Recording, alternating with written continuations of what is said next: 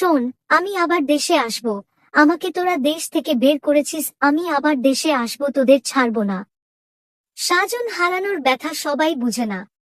বাবাদের দেশ ছেড়ে এখন আসছি বয়ফ্রেন্ডের দেশে, থুকু দাদাদের দেশে। তো দাদা এখনো আমাকে সময় দেয় না। ইউরোপের কোনো দেশেও যেতে পারছি না। এই বৃদ্ধ বয়সে কি করি?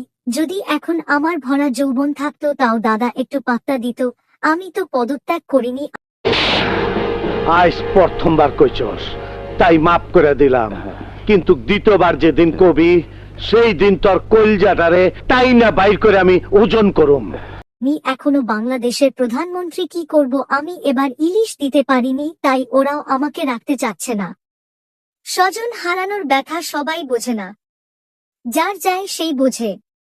আর শোন দাদা, প্রতি বছর পূজার নিমন্ত্রণ করে আসতে পারি না।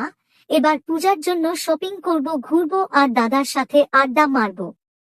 আল্লাহ যদি সুযোগ দেয় সবাইকে শিক্ষা দিব।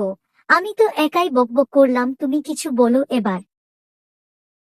আপা, আপনি ওখানে দাদা নিয়ে ভালোই মাস্তি করছেন। আপা, আমরা তো শেষ। আপা, দেশের অবস্থা খুব খারাপ। আপা, আমাদের যেখানে দেখা পাচ্ছে সেখানেই ভরে দিচ্ছে। আপা, আমরা এখন কি করব? আপনি ছাড়া আমাদের বাটপাড়ির কালো টাকার হাল ধরবে কে? আপা, আমাদের পাশে আপনাকে চাই। আপা, সেদিন রাস্তা দিয়ে যাবার সময় ছাত্ররা ছিনতাইকারীকে ধাওয়া করেছিল, ভয় পেয়ে আমিও দৌড় দিয়েছিলাম। আপা, পরে বুঝলাম আমাকে না, ছিনতাইকারীকে দৌড়াচ্ছে।